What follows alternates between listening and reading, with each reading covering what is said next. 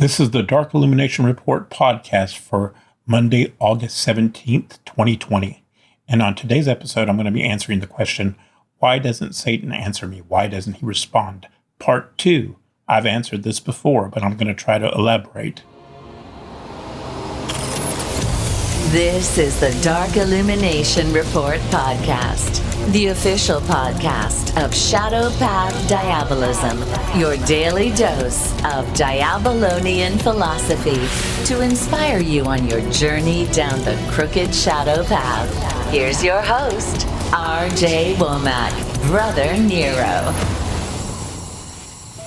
Hey everybody, thanks for joining me for another episode of the podcast. As always, I'm your host, R.J. Womack, aka Brother Nero, your friendly neighborhood diabolist. And this is the Dark Illumination Report podcast, where we promote the religious worship of Satan and demons as a serious faith and way of life. And on today's episode, I'm going to be answering a question that I've answered many times before, but I feel it's important to answer it again because it kind of relates to the how do I know if I'm having true communication with Satan? How do I know if it's really happening to me or it's all in my head question that kind of relate to each other? So I'm going to try to answer it again. And that question is, why won't Satan answer me? Why doesn't he communicate with me? Why doesn't he respond? And the first thing I want to say is that remember that anything I tell you is just my opinion. Nobody really knows the answer to why certain people are chosen while other people are not. Nobody can really answer that for you. And if anybody claims they can, they're probably a shyster. They're probably a hoaxer. They're probably a fraud. Okay? Because Satan has his own criteria and nobody knows exactly what that is. So these are just my speculations. That's all it is. All right. So as long as you understand that, then we can move on and we're both coming from an informed place.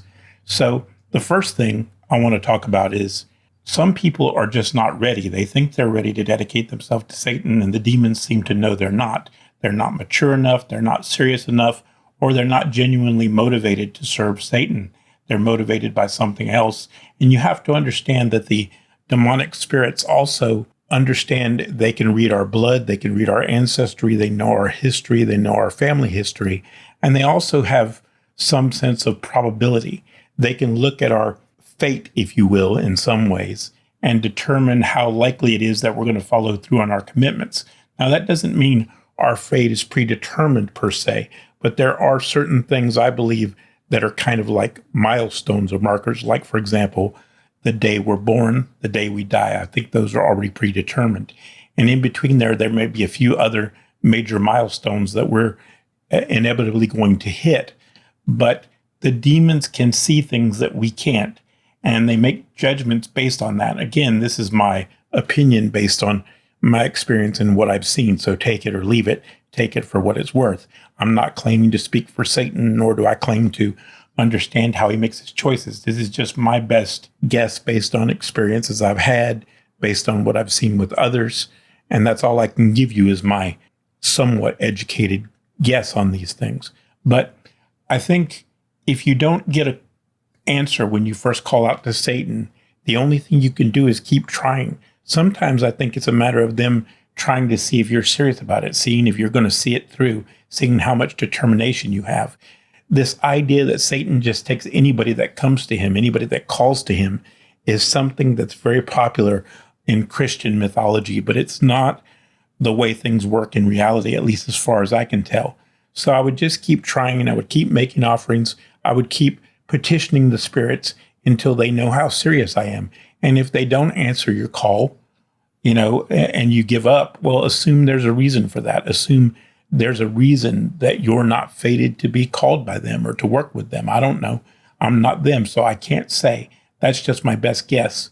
I hope it helps. I hope it gives you some sense of how to look at things, and I hope it gives some people some comfort. I know it's not what you want to hear, but again, this podcast is not about telling people what they want to hear. It's about trying to be as honest as we can, and be as fair as we can, and also not try to act like we know more than we do. And as I said, again, I want to just re-emphasize this before I close this episode. Please understand these are my opinions. They are not set in stone. I am not Satan. I am not the demons. I am not in any way capable of knowing exactly why Satan doesn't choose someone. So please don't get discouraged if you hear something that I'm saying that makes you feel uncomfortable. If you don't agree with my opinions, if you think I'm wrong, then by all means, keep trying until you get a response. If you would like to learn more about the Shadow Path Diabolism tradition of occultism, go to rjwomack.com. That's rjwomack.com. If you enjoy this podcast and support our message, tell a friend, leave us a review, and follow us on social media.